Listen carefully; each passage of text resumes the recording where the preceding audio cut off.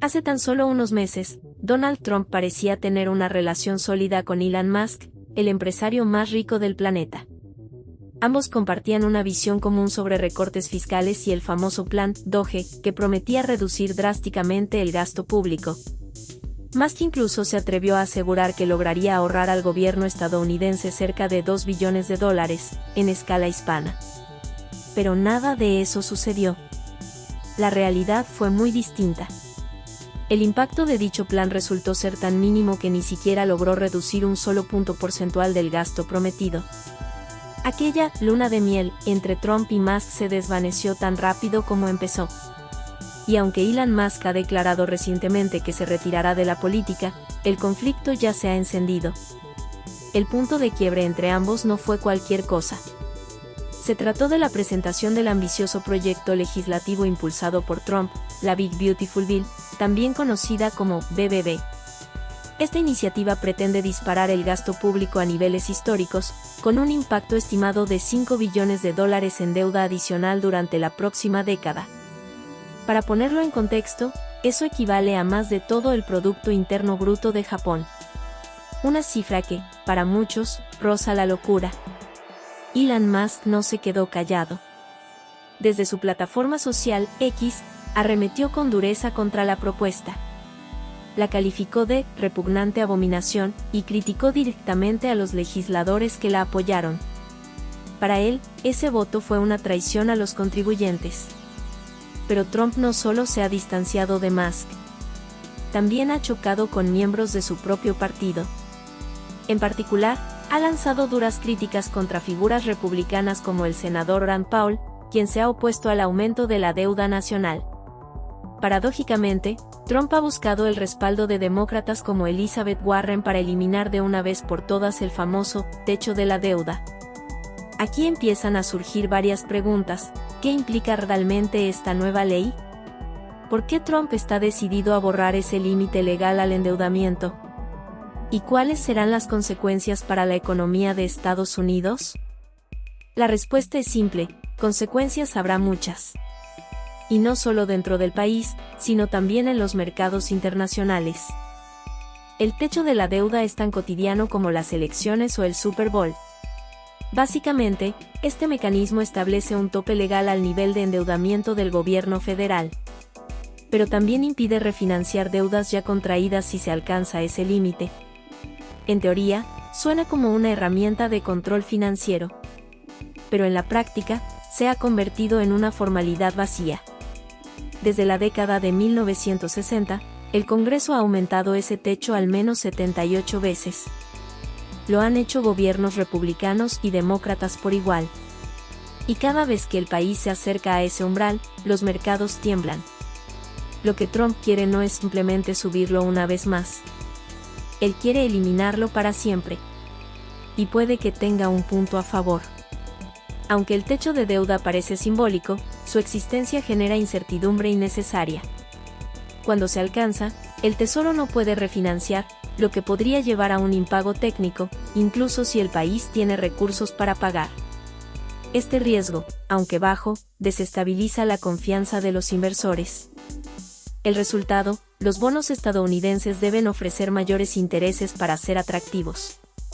Eso encarece la deuda y termina costándole más al contribuyente. Para que te des una idea, en 1979 un simple error administrativo causó que el Tesoro incumpliera pagos menores. El incidente fue pequeño, pero el impacto en los mercados fue gigantesco. Esa equivocación costó al gobierno alrededor de $40,000 millones en intereses extra. Y no fue un hecho aislado. En 2011, bajo la presidencia de Barack Obama, ocurrió otra crisis vinculada al techo de la deuda. El Congreso, dominado por republicanos radicales del movimiento Tea Party, se negó a subir el límite sin exigir recortes. Aunque al final se llegó a un acuerdo, la agencia S&P rebajó la calificación crediticia de Estados Unidos. Una señal clara de que estas tensiones políticas afectan directamente la economía nacional. Paradójicamente, ningún otro país desarrollado tiene un mecanismo similar al techo de la deuda. En Dinamarca, existe algo parecido, pero es una formalidad sin efectos reales. y su límite está tan alto que nunca se alcanza. Antes de 1939, Estados Unidos tampoco tenía techo de deuda como tal. En su lugar, el Congreso aprobaba cada emisión de bonos por separado. Según estudios de economistas reconocidos, ese sistema sí ayudaba a controlar el gasto y el endeudamiento. ¿Por qué se abandonó aquel sistema anterior en el que el Congreso debía autorizar cada emisión de deuda de forma individual? La respuesta es sencilla: se volvió completamente impráctico. En los primeros años del siglo XX, cuando las emisiones de bonos eran pocas y esporádicas, ese mecanismo podía funcionar. Sin embargo, en una economía moderna, dinámica y con un gobierno que necesita acceder a financiamiento de forma constante, revisar cada operación de deuda se transformó en una carga administrativa insoportable. La creciente complejidad del sistema financiero, el tamaño del gasto federal y la urgencia de muchas decisiones fiscales hacían que el antiguo modelo fuera un cuello de botella. Por eso, en 1939, se optó por crear un techo de deuda general.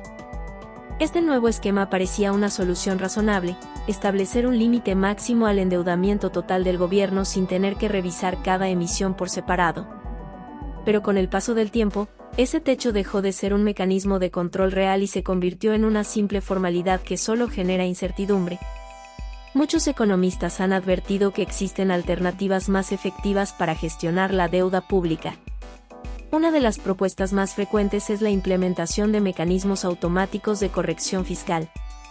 Este tipo de reglas ya son utilizadas en numerosos países europeos.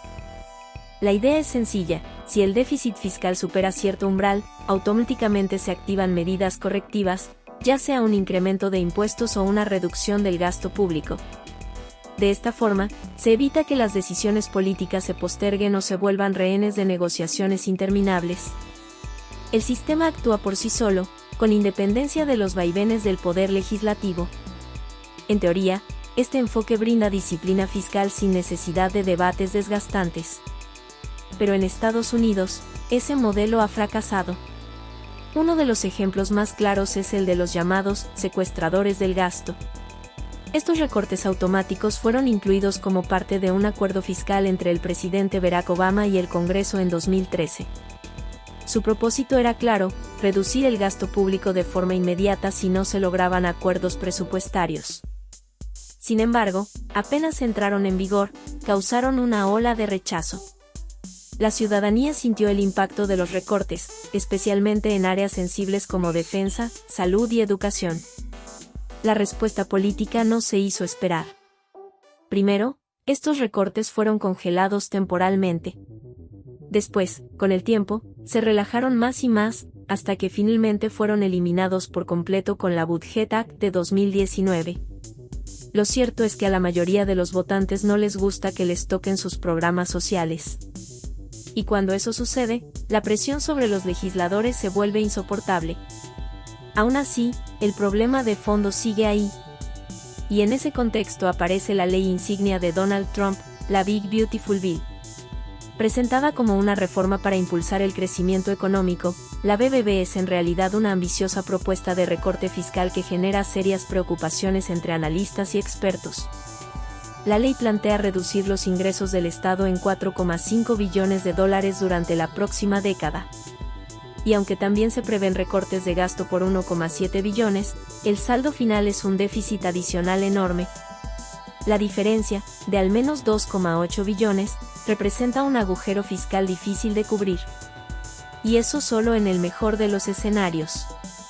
Porque si los recortes prometidos no se aplican en su totalidad, algo que ya ha ocurrido antes, el déficit podría escalar hasta los 5 billones. Una cifra que pone en jaque la sostenibilidad fiscal del país. Y hay algo más preocupante. Muchas de las reducciones de impuestos incluidas en esta ley son temporales. La mayoría caducan entre 2027 y 2028. Pero esas fechas coinciden con un año clave, las elecciones presidenciales. ¿Realmente alguien espera que, en plena campaña, el Congreso apruebe una histórica subida de impuestos para dejar que caduquen los beneficios fiscales? La probabilidad de que eso ocurra es muy baja. Lo más probable es que esos recortes temporales se vuelvan permanentes, y el déficit aumente todavía más.